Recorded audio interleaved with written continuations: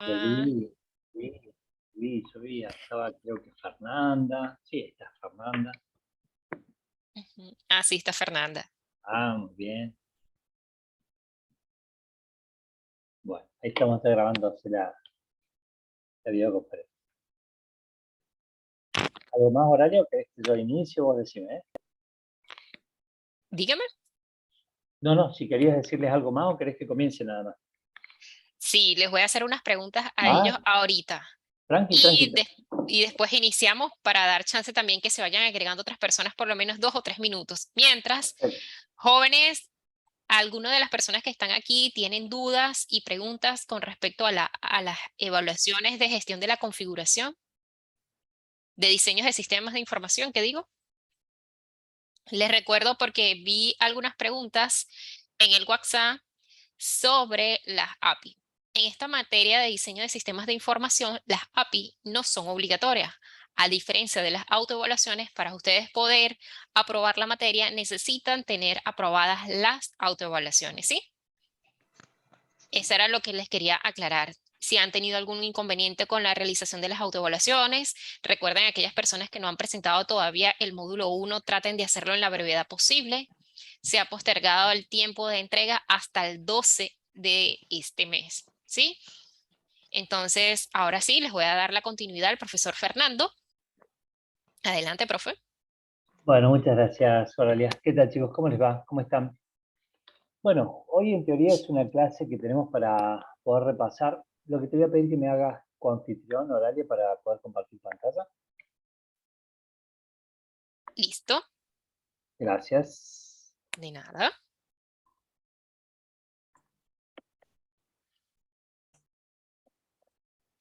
Ahí sí se ve. Bueno, como les decía, el objetivo un poco de lo que tenemos para hoy es poder repasar los conceptos que hemos visto a lo largo de los dos módulos anteriores.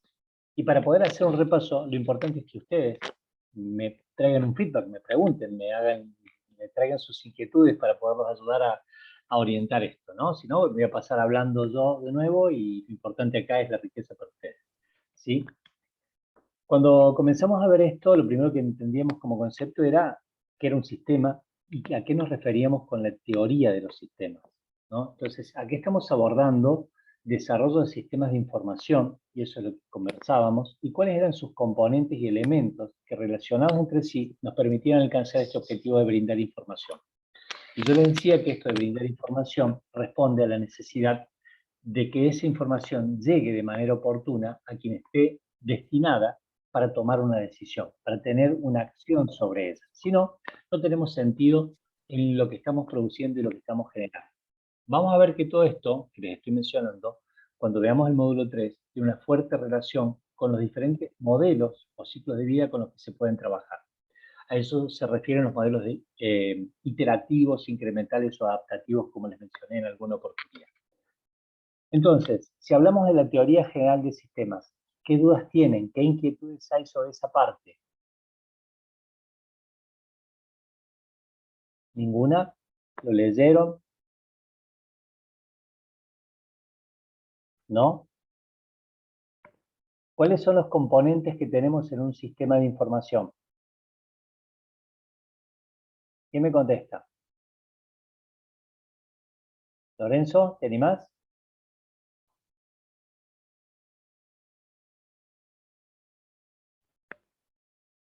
Componentes físicos,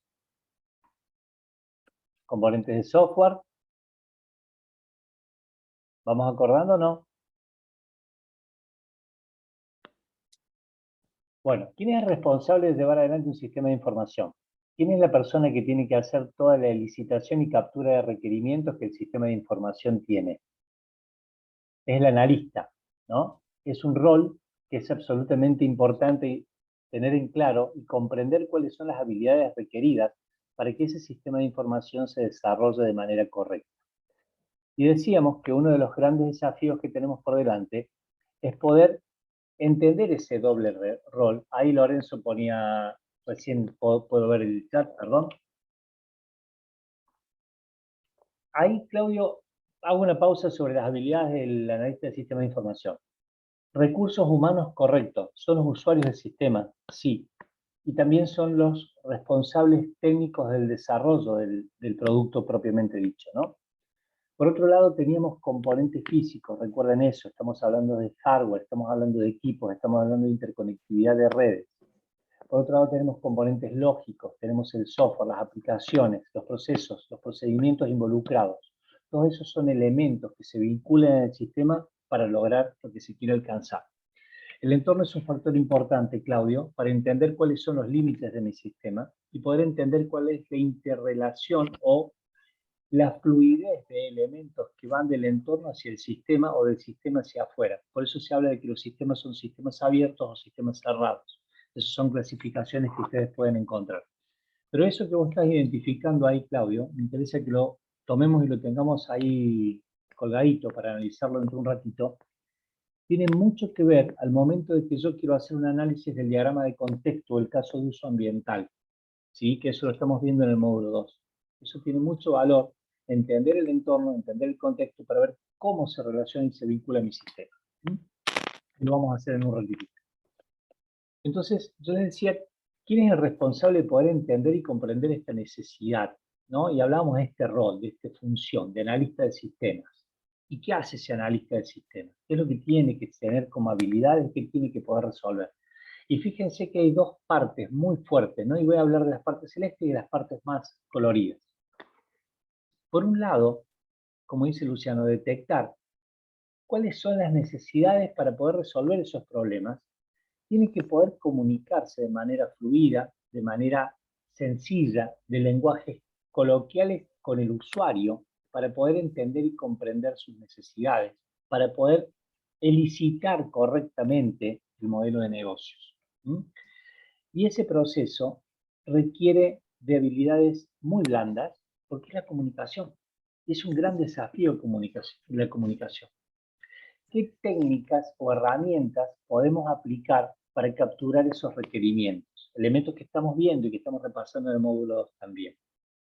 ¿Cuáles son? Ya que estamos allí. Bien, Fernanda, la entrevista, por ejemplo. ¿Qué otras?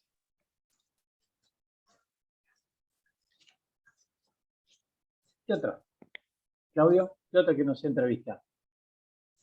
Pruebas. Bueno, las pruebas en realidad las vamos a utilizar sobre el final para validar, ¿no? Bueno, empatía como habilidad, no como técnica. ¿Sí? Cuidado, Luciano, digo en no mezclar lo que es una técnica de lo que son habilidades blandas que puede tener, ¿no? Los skills soft o los soft skills que se denominan hoy. Lista de Encuestas. cotejo. Bien. Muy bien. Tenemos una alumna bárbara ahí, que es Oralia, que nos ayuda. ¿Sí? Las encuestas, la observación directa, el análisis de la documentación, el análisis de los datos que la organización tiene, la técnica de la observación directa. ¿Sí? Todo eso son elementos que nos van a ayudar a nosotros a poder establecer una correcta comunicación, desarrollar una adecuada licitación, capturar los requerimientos, ya lo vamos a revisar de nuevo, y los requerimientos luego los vamos a poder clasificar dependiendo de si son de requisitos de dominio, si son de sistemas, si son funcionales, si no son funcionales, ¿sí? Pero esto es toda una primera parte. Después viene el otro desafío, ¿no? Y hablo de la otra mitad que tenemos así en las habilidades de la analista de sistemas. Y hablamos de distintas habilidades que ya son más técnicas. Y yo quiero ser en esto muy práctico, ¿sí? Cuando uno comienza su carrera profesional, probablemente hace un poquito de todo, ¿sí? Hace tareas de análisis, hace programación, hace pruebas, hace armado de datos, hace pruebas de estrés, hace todo, ¿sí? Prepara el café, como digo yo. Hace todo completo. Ahora, después uno empieza a lograr expertices. Si trabaja en equipos grandes, toma habilidades particulares y desarrolla alguno de esos terrenos. Pero el analista en sí debe conocer aspectos de programación porque va a trabajar con diferentes modelados, con diferentes diagramas, ¿no? Diagramas de colaboración, diagramas de secuencia, diagramas de interacción. Eso lo trabajamos también en la unidad 3, cuando hablamos de los distintos modelados. Y también tiene que conocer de cómo armar y desarrollar una estructura de datos. ¿Sí? El soporte de un sistema va a estar no solo en el prototipo que estamos viendo y que es con el que va a interactuar el usuario, sino en cómo se conserva y se almacena la información que va a brindar la información. Si yo no almaceno correctamente los datos, difícilmente pueda brindar la información que el sistema requiere. Entonces, cuando hablamos de estructura de datos, ¿qué tipo de elementos reconocen o identifican ustedes? ¿O qué tipo de diagramas han tenido oportunidad de leer e interiorizarse hasta ahora? Tenemos los diagramas, los revisamos en el módulo anterior, vimos algunas herramientas también. UML como lenguaje de modelado unificado. Bien. Eso nos permite, Luciano, hacer la representación de lo que va desde el requerimiento funcional hasta los casos de prueba completos, ¿no? Todos son distintos diagramas que podemos utilizar. Ya vamos a repasar algunos. Y específicamente para datos, ¿cuáles reconocen? ¿Cuáles reconocen para las estructuras de datos? ¿Qué diagrama?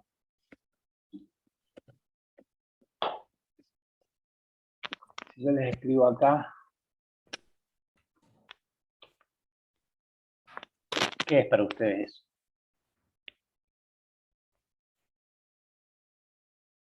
Si yo les escribo,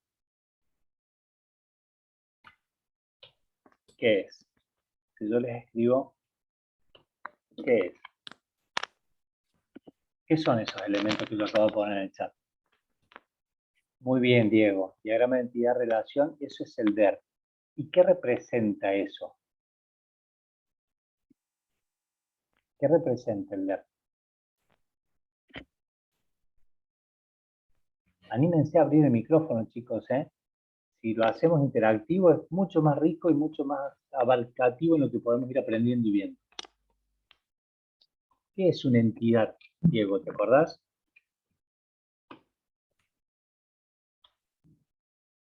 ¿Qué es una entidad? Buenas tardes, profe. Hola, Marce, ¿cómo te va? Creería yo que una entidad es como, digamos, un sujeto, podría ser. Bien.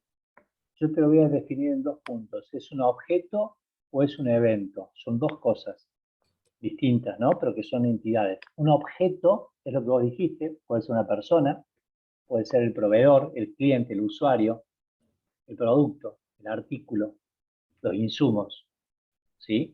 Son entidades que representan objetos, pero también representan eventos, como por ejemplo la facturación, el ingreso-egreso de personal, una liquidación, y todo eso tiene atributos propios. Cada una de esas entidades recolecta atributos que le son propios.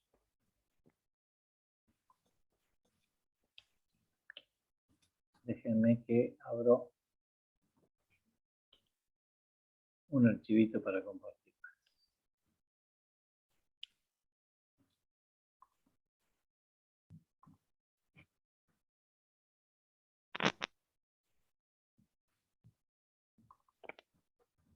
Demasiadas carpetas abiertas.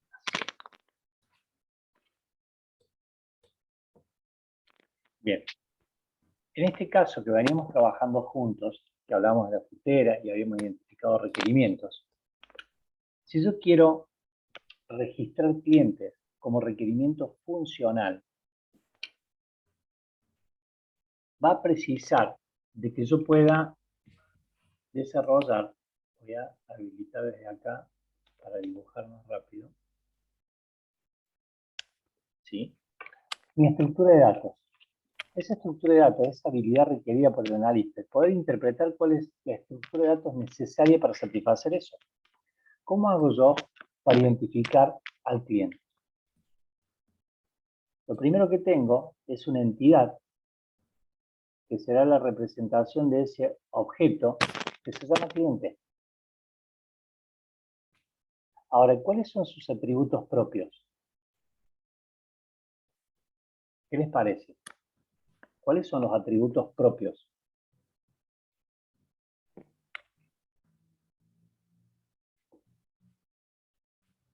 Serían los atributos de la persona como tal, o sea, el cliente. Bien, ¿qué serían? Por ejemplo, el nombre, Serían ¿verdad? nombre, DNI, edad, podría ser otro. Bien, más que edad, te diría que la fecha de nacimiento, O fecha exacta, fecha de nacimiento. porque son datos dinámicos, nada más que por eso. ¿sí? Entonces, todos aquellos atributos que correspondan a ese objeto, cliente, deben ser almacenados y conservados en esta entidad. Y es importante identificar que si yo no lo cargo acá, no defino esta estructura, mañana no lo tengo, no puedo sacar un reporte, no puedo hacer un informe, ni puedo vincularlo a otra relación. Ahora, yo dije que otro elemento podría ser un evento. Por ejemplo, una factura. ¿Sí? Una factura. Esa factura tiene atributos propios. ¿Qué les parece? Muy bien, Claudio. Sí, un número único de factura, correcto. Sí, entonces eso podría tener un número de factura. Y eso, si lo hace única, se transformaría en una clave primaria. ¿Bien? Tiene una hora, correcto, Luciano, muy bien. Tiene una fecha, tiene una hora, que la puedo vincular, que la puedo asociar a esto, correcto. ¿Qué más? ¿Podríamos poner que tiene un importe? Yo voy a poner con una palabra que diga total, tendría un importe asociado. Correcto. Sí, Luciano. Bien. Y ahí fíjate, Fernando, en lo que acabas de poner. Varios importes pone Luciano. Dos cosas muy interesantes para recuperar. Primero, varios importes, sí, porque puede tener el neto, un impuesto, otro impuesto, el total. ¿Sí? No importa cuáles, tiene diferentes elementos que se configurarían ahí. Y acá viene otro proceso que es de cómo armamos esa estructura para que sea sólida. ¿Sí? Ese cálculo impositivo lo va a tener siempre y cuando yo tenga la tasa, el porcentaje correspondiente a ese impuesto, que podría estar en otra estructura de datos. El otro elemento que decía Fernanda ahí es el producto. Y el producto, yo no sé cuántos ítems tiene esta factura para ser registrados en ese comprobante. Por ende, yo no puedo guardar acá esos ítems, porque no sé si es 1, 20, 50 o 30. No lo sé cuántos van a venir. Entonces, necesito construir otra entidad que sean los ítems de la factura. ¿Sí? Ese ítem de factura se va a relacionar con esta y va a disponer ahí los diferentes datos propios del producto. Cantidad, precio unitario, descripción, descuento vinculado a ese producto, por ejemplo. Y esta factura es la que se vincula a mi cliente. ¿Sí? Bien, fíjense, y yo se los estoy mostrando y adelantándome aparte de este contenido que está después. ¿Por qué? Porque si no, no vamos a comprender cuál es mi rol como analista de sistemas. Yo tengo que poder construir esto que está acá, porque si no, no voy a dar satisfacción al caso de uso que se identifique con ese requerimiento funcional. Si nosotros identificamos que nuestro rol es capturar las necesidades que tiene el cliente, transformarlas en un proceso ya interno técnico, requiere que yo pueda identificar y construir este modelo. ¿Sí? Yo quiero que lo entiendan de una manera muy práctica. Acuérdense esas tres palabritas que siempre digo, ¿no? Deseable, realidad, posible. El deseable son los libros. Lean 2 millones de libros, siéntanse tranquilos y leanlo. La realidad es muy distinta para cómo yo puedo aplicar esto. No quiere decir que no lo tenga que aplicar, al contrario, tiene que decir que sí lo debo aplicar, pero mis realidades van a ser diferentes. Entonces tengo que saber la teoría para poderla aplicar en la realidad y transformarla en una mejora posible. Por eso siempre hago mucha orientación en la cuestión práctica. Si hay una pregunta de teoría que quieren hacer, me preguntan, con todo gusto me meto ahí específicamente y les respondo, ¿no? Algún concepto que les esté quedando sueltito. Pero entendamos esto. Mi rol me obliga a trabajar con skills soft, con habilidades blandas, pero también con cuestiones duras. ¿Sí? Y esto es todo lo que hablamos de UML, como ustedes mencionaban ahí. Bien, ahí Dante puso base de datos relacionales, diagrama entidad-relación, habla de base de datos relacionales, podría trabajar con otro tipo de base de datos que serían de no relacionales, que son las que utilizamos para hacer analítica de datos en redes sociales, por ejemplo, digo como no estructuradas. Bien, yo pregunté dos cosas más, ¿se acuerdan? Una decía clases y la otra decía DFD. ¿Alguien me cuenta qué es lo de clases? ¿Qué se diferencia de este diagrama de entidad-relación?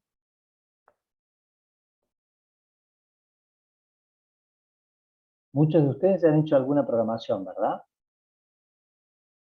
Claudio pone flujo, eso vamos para el DFD, Claudio, ¿verdad? ¿Alguien ha hecho programación de los que estamos acá? ¿Han usado algún lenguaje? ¿Todavía no?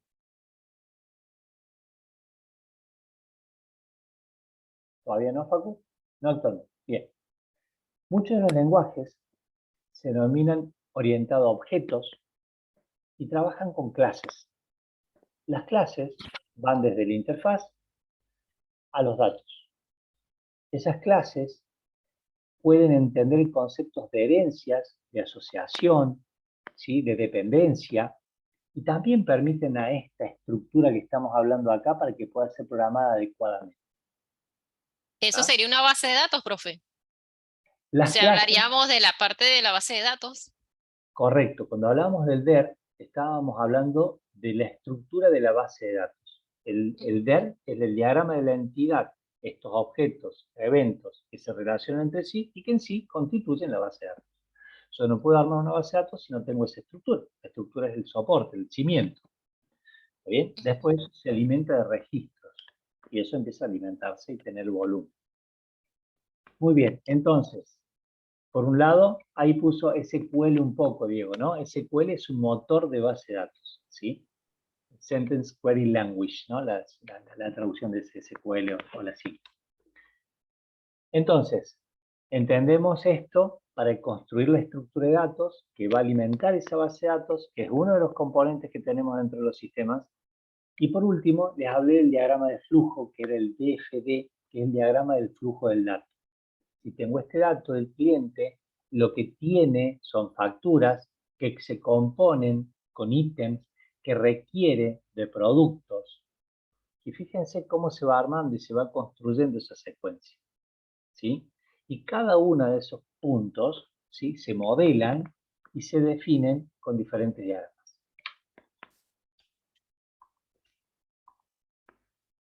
Bien, dentro de ese proceso del analista, tenemos dos etapas muy fuertes. Una es análisis y la otra es diseño. Hablamos que en primera instancia licitábamos, capturábamos requerimientos. ¿Y qué dice el análisis? Es el proceso de clasificación e interpretación de hechos, diagnóstico de problemas y empleo de la información para recomendar mejoras al sistema. Es decir, especifica qué es lo que el sistema debe hacer. Entonces, todo lo que estuvimos conversando recién, de la captura, de la licitación, de los requerimientos, es poder construir ese análisis.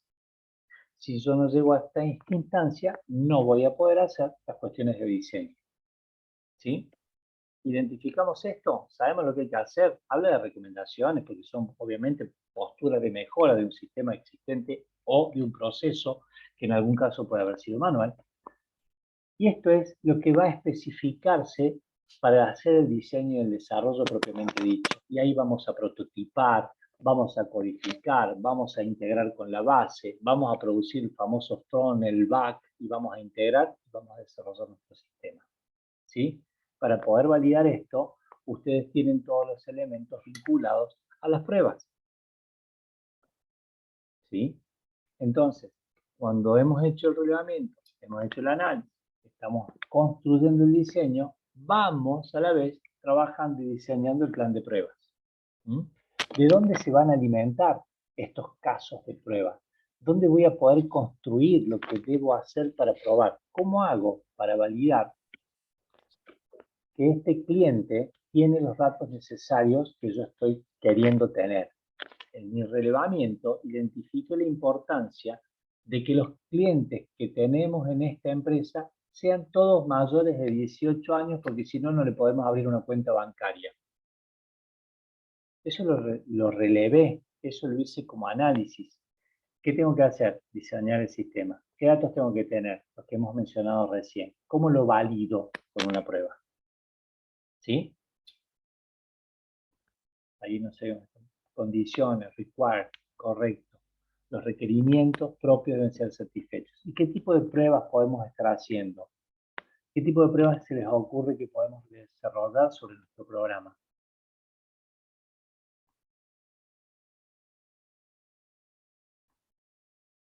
¿Qué les parece?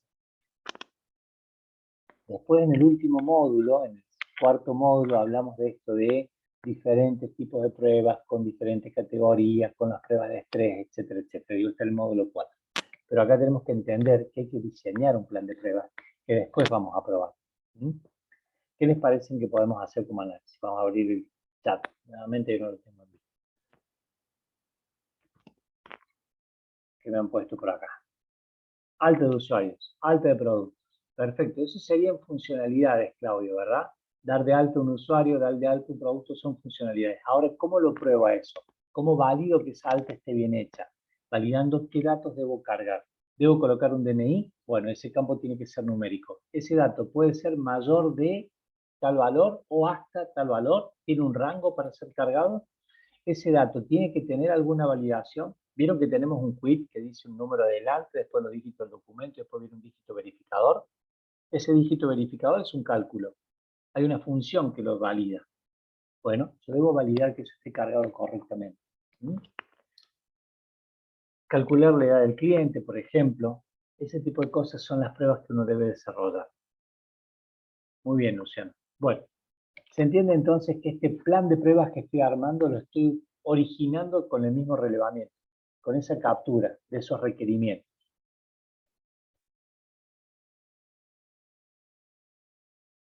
Bien, déjenme, voy por acá. Esos requerimientos que habíamos identificado los podíamos clasificar en requerimientos funcionales y no funcionales, básicamente. Teníamos el dominio y teníamos el sistema. Estos requerimientos no funcionales son tan importantes como los requerimientos funcionales, ¿no? Yo acá puedo hablar de requerimientos funcionales como los que hemos estado trabajando en nuestro caso práctico, ¿no? Y acá podemos hablar de gestión de inventario, gestión de productos, revisar el alta, etc. Son funciones, son casos de uso que tiene mi sistema. Fíjense en lo que tenemos ahí arriba, que es la barrita de Word. Esos son requerimientos funcionales. Cada uno de ellos es un requerimiento funcional que alguien tuvo que documentar, escribir. Y ahí tenemos diferentes funciones propias. ¿De qué? De este caso. Ahora, todo lo que tenemos por acá, que son los requerimientos no funcionales, tienen que ver con cuestiones vinculadas al sistema propiamente, ¿sí? De desempeño, de usabilidad, de seguridad, de confidencialidad, de estrés. Son elementos importantes para que el sistema valide y cumpla. No sé si con ustedes particularmente les daba un ejemplo. Si yo tengo que hacer un sistema que venda tickets y yo tengo que registrar ese momento de la venta de los tickets para un evento, para un partido de fútbol, para un recital, la gente no va a comprar a lo largo del tiempo de manera proporcionada. Se va a amontonar el primer día a comprar. Y eso es accesibilidad sobre el sistema. ¿Cuántas personas van a concurrir simultáneamente a tener acceso a ese sistema? ¿Sí? Eso debe ser probado, hacer una prueba de estrés del sistema. Bien, ¿qué tenemos ahí? ¿Qué es eso? A ver, ¿cómo lo llamamos a eso? Gracias, Fer. ¿Qué es eso? A ver, ¿quién me ayuda?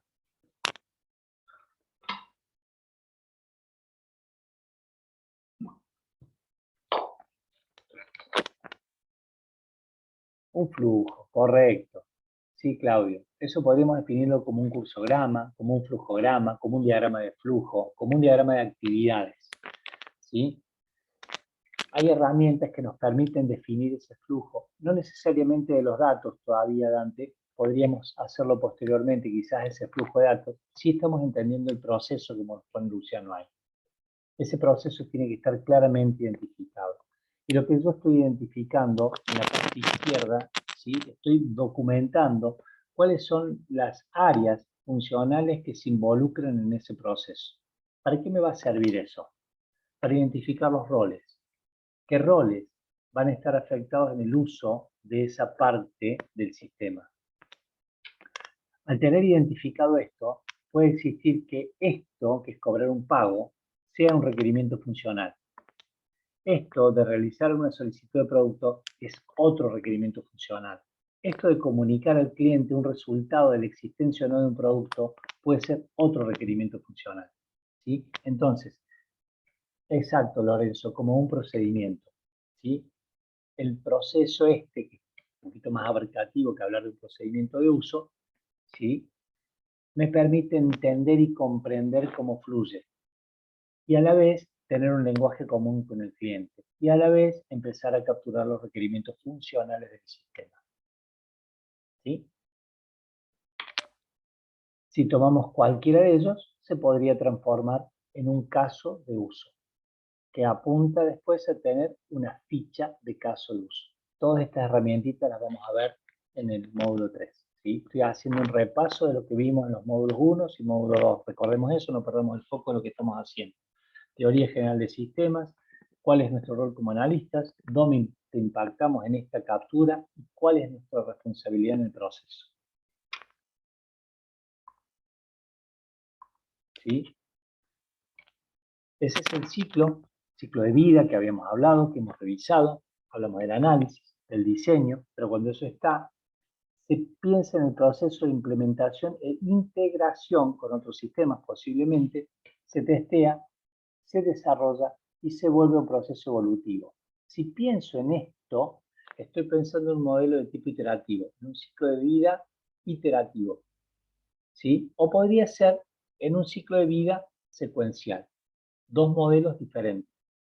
Dos modelos que me permiten a mí pensar en algo, de manera que capturo todos los requerimientos, desarrollo el análisis, codifico todo, testeo, pruebo e implemento, entrego y gracias por el producto brindado, o hago un proceso iterativo donde planifico, ejecuto una parte, la pruebo con el cliente, la valida, complemento con otra funcionalidad en otro ciclo, agrego otra funcionalidad, mejoro las funcionalidades existentes y así voy haciendo crecer iterativamente a mi producto. ¿Sí? Cuando hablemos de esos procesos iterativos de mejora de un producto y continuidad de ese ciclo de vida, vamos a escuchar hablar de metodologías ágiles. ¿Sí? Y ahí vamos a hablar de Scrum, que es la próxima clase con la que vamos a trabajar. Vamos a ver el ciclo de vida de Scrum y vamos a ver Kanban. ¿Mm? Les adelanto esto como concepto para que sepamos dónde nos vamos parando. O por qué nos vamos a parar ahí en realidad.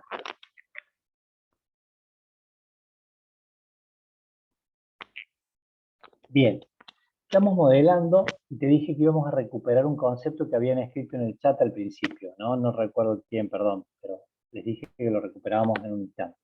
Y dijimos esto del contexto. Entender qué cosas del ambiente se vinculan y se relacionan con mi sistema.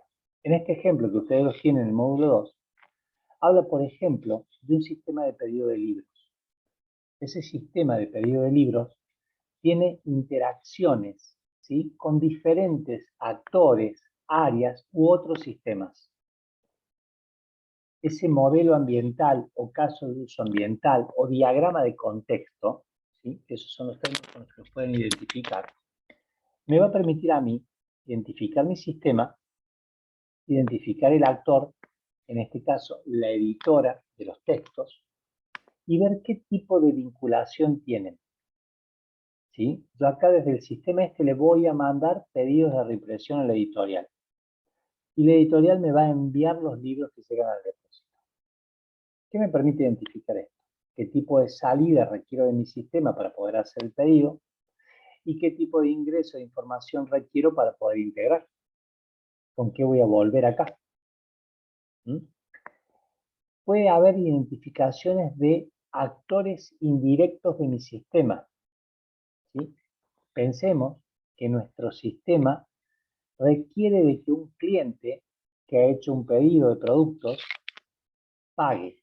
Y ese pago lo tiene que hacer a través de una pasarela de pago particular. No hace falta que esté integrada en mi sistema. Por ejemplo, lo mando a pagar a Rapipago, lo mando a pagar a Pago Fácil. Modelo de negocio identificado, analizado y definido en el sistema. ¿Mi sistema qué hace en ese caso?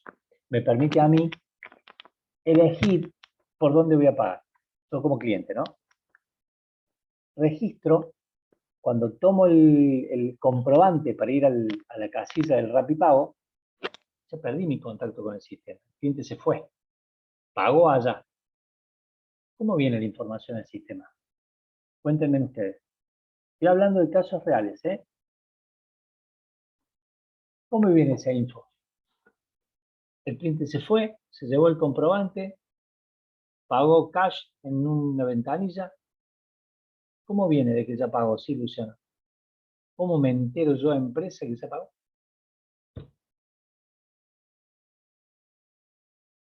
Integro con el sistema Rapipago. ¿Cómo me integro con el sistema Rapipago? Perfecto, la base de Rapipago informa a mi empresa. ¿Y cómo es esa información? Si yo soy el analista, ¿qué tendríamos que hacer Claudio Fernández en ese caso? O Luciano ahí que pone a través del movimiento bancario su base de datos. Yo como analista, ¿qué tengo que hacer? El negocio me lo definió el dueño de la empresa Libros. Y me dijo, el cliente tiene que ir a pagar un Rapipago. No le vamos a cobrar por el sistema nuestro, por ejemplo. ¿Y cómo es la adecuación, Claudio? ¿Qué buscamos? Un enlace entre ellos. A lo mejor el enlace no se puede lograr de manera automatizada. A lo mejor Rapipago o Pago Fácil no me va a dar acceso a mí a su sistema para que yo valide y verifique la información, sino que me va a mandar un archivo, ¿sí?, que tiene una estructura determinada y dependiendo del peso que tenga yo como organización, le voy a poder exigir o no al otro el formato de dicho archivo y voy a tener que aprender a leerlo y voy a tener que aprender a revisar cómo vienen las actualizaciones de dicho archivo y tengo que poder ver cómo hago los reclamos de esa actualización en lote. Fíjense qué complejo que puede terminar siendo algo que decimos tan simple, vinculé dos sistemas. ¿Se entiende la idea, chicos? Exactamente, exacto. Y ahí está la complicación. Y por eso la importancia del análisis. Por eso la importancia de tener claro esto, si no, no podemos integrar los sistemas. A mí el Rapipago me manda sistemáticamente todos los días un archivo que tiene un formato particular donde identifica cuáles fueron las transacciones de todos los cobros. Pero por otro lado viene un cliente y me dice, pero si yo pagué en el Rapipago tal. ¿Y cómo acredito yo que lo que el cliente me dice que pagó, pero Rapipago me informa que no? Pues no me lo informa en realidad. ¿Cómo hago ese cruce de información? También es parte de mi análisis. También es parte de lo que el sistema debe poder satisfacer. ¿Cómo hago el seguimiento? ¿Cómo hago la trazabilidad del caso? ¿Cómo documento esa información? Entonces, chicos, el diagrama de contexto no es superficial, no es menor. Me permite identificar actores directos, indirectos, relaciones que tengo con ellos, qué casos son los que voy a abordar. Cuando hablo de casos, hablo de funcionalidades, casos de uso, ¿no? Voy a tener que abordar. ¿Estamos bien hasta acá? Preguntas, dudas de lo que han visto, de lo que han estudiado, de la teoría que han visto. ¿Les sirven los casos que les estoy dando?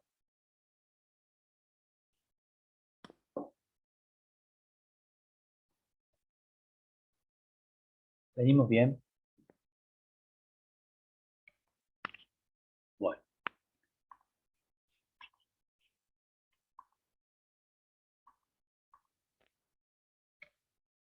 Lo otro que teníamos, que habíamos repasado en la clase anterior, era en esto de los roles, que habíamos identificado cada uno de estos elementos que estaban acá. ¿Sí? Yo no quiero redundar en algunas cuestiones específicas, pero sí profundicemos lo que ustedes necesitan de cada uno de estos puntos. ¿Qué era un stakeholder? ¿O qué es, en realidad, pobre, ya lo maté? ¿Qué es un stakeholder?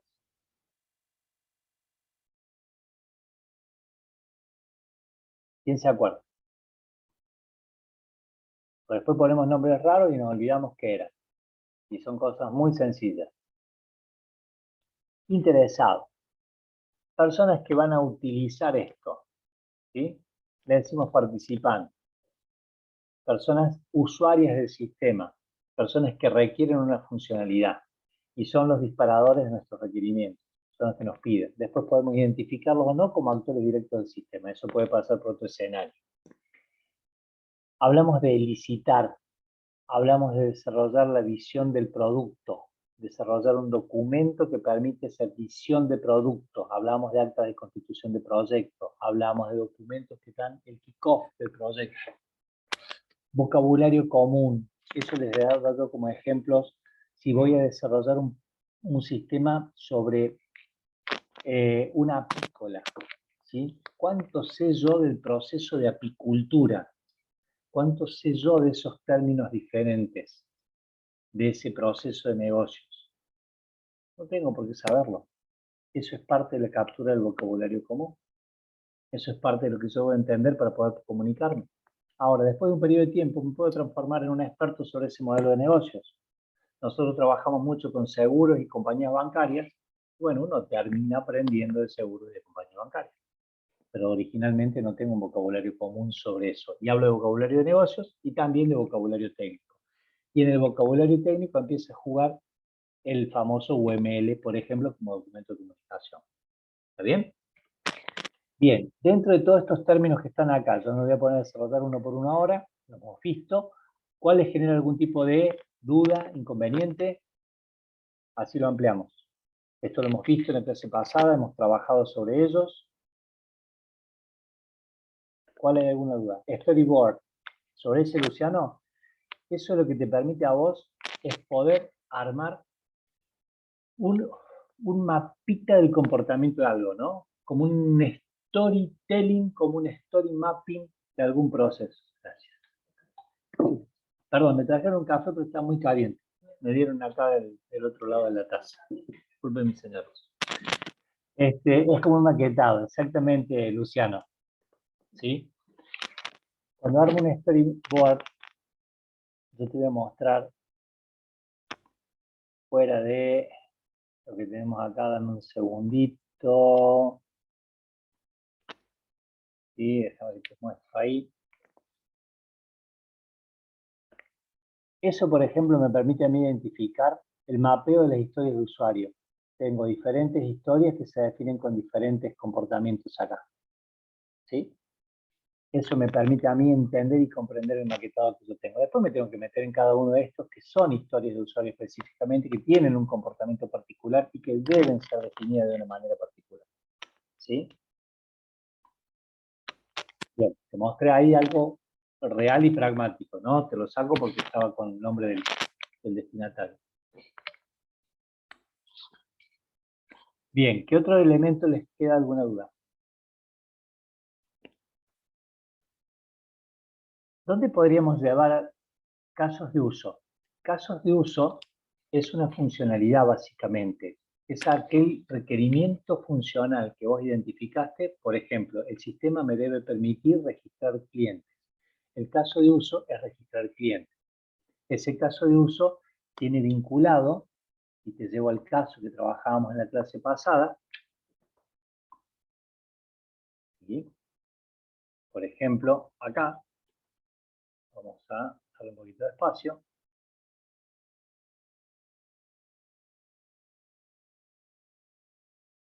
Tiene un caso de uso que se representa con una elipse.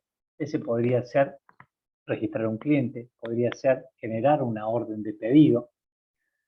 Ese caso de uso tiene que ser identificado con un actor, que es la persona que interactúa directamente con ese caso. Y ese actor puede ser el principal o podemos identificar el secundario. Y acá me gusta ser muy claro en esto. El actor principal es aquel que define para qué se usa, cómo se usa. Por ejemplo, esa orden de pedido la registra el responsable de la línea de producción, porque es un pedido para hacer una compra. O es una orden de pedido de un cliente, la va a registrar el vendedor, ¿sí? Pero también lo podría registrar el gerente de ventas, también lo podría registrar el dueño de la empresa. son factores secundarios, no son los directos del sistema, ¿sí? Pasan a cumplir el rol de este, pero no son el vendedor específicamente si estoy hablando de la orden de pedido. ¿Sí? ¿Se entiende, Fer?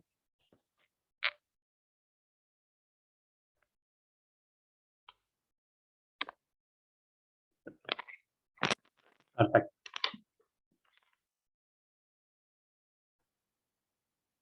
Sí, Luciano, el individuo que interactúa con ese caso de uso, ese es el actor principal de ese caso. ¿Sí? Ya cuando veamos en el módulo 3 las fichas de caso de uso, ahí vemos que se identifica el actor principal. En algunos modelos de ficha uno pone los actores secundarios, ¿sí? Y define el comportamiento normal, alternativo, pre y post condiciones del proceso, ¿no? Eso ya lo vamos a trabajar después.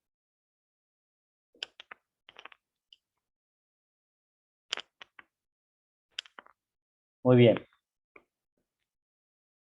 ¿Alguna otra terminología? Estamos repasando módulos 1 y 2.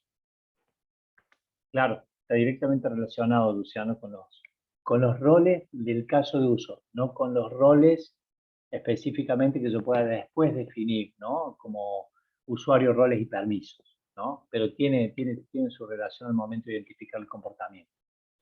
Nosotros generalmente cuando desarrollamos los sistemas trabajamos con 3 enlaces. Por un lado, la identificación de un usuario. Ese usuario es Fernando con una clave. Identificamos roles. Yo, Fernando, puedo tener un rol de administrador. Yo, Fernando, puedo tener un rol de vendedor. Yo, Fernando, puedo tener un rol de compras. ¿Sí? Pero a la vez, esos roles, para esos usuarios, tienen permisos particulares a determinadas funciones, en algunos casos de lectura, en algunos casos de escritura, en algunos casos de modificación. ¿Sí? Entonces, trabajamos con ese cubo que me permite tener usuarios, roles y permisos vinculados. Exacto. Diferentes niveles de usuarios. Bien.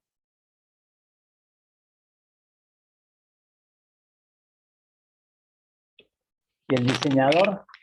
¿Cómo estamos acá? Realización de los casos de uso que veíamos recién. Análisis de clases que comentábamos hace un ratito atrás sobre las clases que se involucran en mi sistema. El diseño de diferentes paquetes de trabajo o subsistemas donde se agrupan casos de uso similares. Yo puedo hablar de un subsistema de compras, subsistema de ventas, y estoy pensando en funciones homogéneas en ese paquete. ¿Sí? Esos diseños de paquetes que tenemos aquí abajo. El diseño de las clases que hemos identificado y hemos analizado. Y obviamente que esto de la trazabilidad es el comportamiento de secuencia de la clase para identificar desde la creación hasta la modificación o eliminación de algún componente de la misma. Obviamente eso va a tener después vinculación con la parte de seguridad.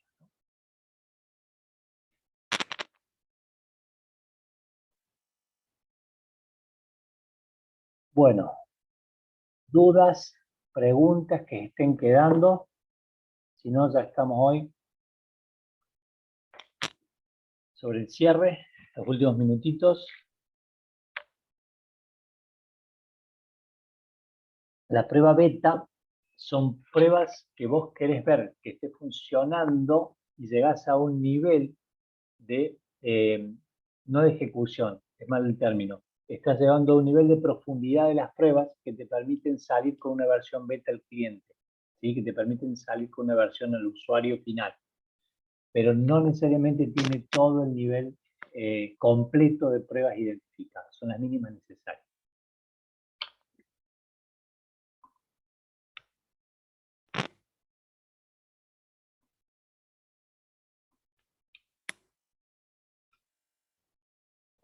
¿Listo? ¿Alguna pregunta, jóvenes? ¿Qué otra cosita? Yo estoy leyéndolo, si me van escribiendo algo. Suficiente avance de usabilidad. En cierta forma, Claudio, sí, no está mal. Sí, como un preliminar, por supuesto, Fer, es eso. Esa definición, suficiente avance de usabilidad, es válido. pero no hablo de avance, sino de profundidad. ¿Sí? Si usamos ese término en hablar de profundidad de uso, que te permita cumplir decimos, el caminito feliz, ¿no? Que se pueda cumplir con la funcionalidad que vos esperas del mismo.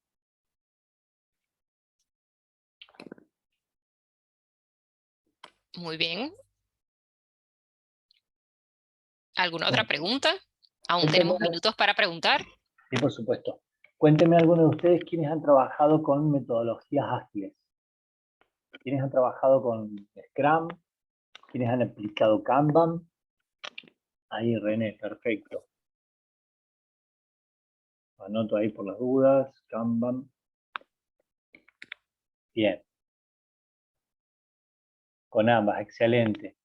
O sea, en realidad, trabajaste con Scrumban. ¿Sí?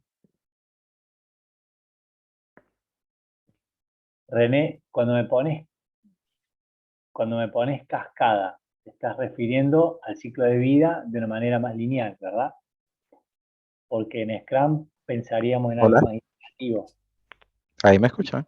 Ah, perfecto, ahí, sí, René. Ah, ok, sí. No, bueno, ahí indicaba que había trabajado con ambas porque he trabajado actualmente en Scrum, pero sí también había trabajado como en una metodología cascada, Bien, que claro, era de un cliente anterior que teníamos que no se pudo adaptar al Scrum. Y actualmente ahorita sí estoy básicamente con Scrum. bien. Yo te puse Scrumban, no sé si viste Ajá, ahí, ok. ¿sí? Porque en realidad, ese Ajá. término, vos sabés, René, que Ah, ok. ese término de Scrumban, yo lo empecé a usar por una cuestión casi simpática, porque digo, estamos usando Scrum, pero dentro de la iteración aplicamos Kanban, ¿no? Como Sí, seguimiento del sprint. sí. Y Ujú. decía, bueno, usamos Sí, Scrumban, ¿no? Pero lo usaba jocosamente. Y sí. hoy, teoría habla de Scrumban, ¿sí? Vas a encontrar Ah, ya ok. literatura sobre Sí, Scrumban. sí. Sí, porque es muy cierto, porque el Scrum es como la metodología para llevar el trabajo, pero te sigues basando en utilizar Canvas, porque todo lo que Por tablero, maneja ¿no? por tableros, porque Por lo haces a través visibilidad. de Jira, que es lo Correcto. que ahorita, bueno, como que por excelencia la herramienta que más se maneja es Jira. Sí, se ha ganado el mercado. Y la otra que es Trello no es tan completa como para la gestión de proyectos. A pesar de que si la Correcto. sabes utilizar, lo puedes hacer, pero para empresas ya que tienen como una magnitud media grande, les sirve más Jira porque tiene muchas más cosas.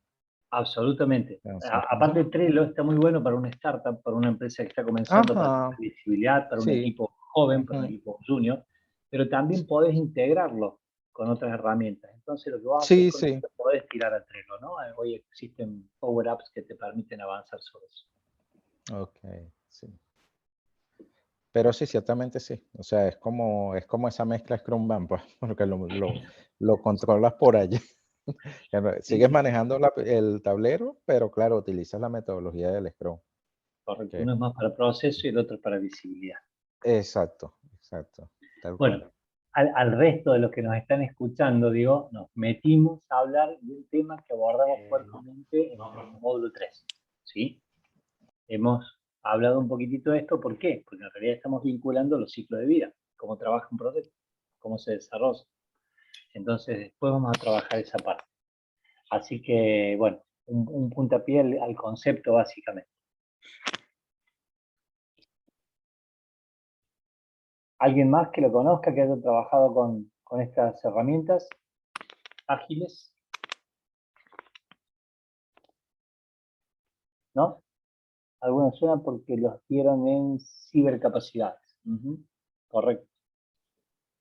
No conozco la materia particularmente, pero bueno, sí es lógico que trabajen con esos marcos metodológicos o con prácticas ágiles, pero lo más rico de todo esto para ustedes, digo que van a trabajar mucho con equipos de desarrollo y demás, son los valores de la agilidad.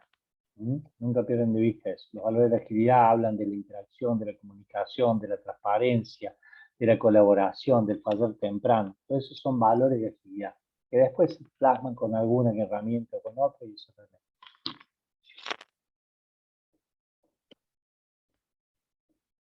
Bueno, más preguntas, más dudas. no quiero meterme a desarrollar Kanban porque eso será módulo 3 y sé que ahora están abocados a otro tema. Después le bombardean a Oralia con preguntas y Oralia va a decir, ¿por qué no le preguntaron a Fernando? ¿Están bien? ¿Quedaron claros? ¿O tienen alguna otra duda? Hay alguien que está queriendo entrar a la sala cuando nos estamos por ir. Pobre Claudio. Hizo tarde. Listo. Entonces, si no tenemos dudas, chicos, muchísimas gracias. Vamos a asignar la votación, ¿sí? Allí les envié la votación, por favor, para que participen todos. René, ¿tienes alguna otra duda, alguna pregunta? No, no, Claudio, por el recién momento no, entraba. gracias. Ok, listo. ¿En qué empresa estás, René? Pues debe estar trabajando en alguna organización, obviamente. Ahorita actualmente estoy trabajando con el grupo BNP Paribas en una empresa de seguros que ellos tienen acá, que fue lo que se quedó, porque ellos actualmente habían entrado con banca. Ajá. Hoy actualmente están con una que se denomina BNP Cardis Seguros o Seguros Mira. Cardis. Sí, y bueno, actualmente trabajo con ellos. Anteriormente estuve trabajando en Tissot y antes de Tissot estuve trabajando también con otra consultora denominada Covax. Bien, bien. Así. Entonces tenés que volcar experiencia acá en el grupo. Ah, sí. Sí, sí, estaba. Sí, sí, estaba ahí escuchando, viendo algunas cosas, pero bueno, sí, Una de las empresas realmente. con las que yo trabajo, asesor, trabaja en el sector bancario y sobre el core de seguros bancarios. Ok. Está bien, está bien. Trabajamos con Nosotros tenemos un 14. core, pero bueno, sí. Mi pareja sí trabaja más para la parte bancaria y también maneja un poco de algo así de sistemas, porque él es más, él está más en la parte funcional, en la parte de Ya. gestión de proyectos. Pero sí, yo estoy más en la parte técnica hacia la parte de pruebas, de testing. Ajá. Pero Nosotros trabajamos acá eh, con 14 bancos de nivel nacional y algunos de afuera. muy bien, muy Estamos bien, en muy bien. Excelente. Sí. ¿Listo? ¿Alguna otra pregunta? ¿Algún otro estudiante con alguna duda o pregunta? ¿Todo bien entonces? Bueno, chicos, muchísimas gracias por su participación. Vamos a dejar de grabar la clase. Que pasen feliz día, que digo, feliz noche. Recuerden Buena presentar la semana. autoevaluación 1 y 2 en la brevedad posible para que sigamos avanzando, ¿sí? Éxitos.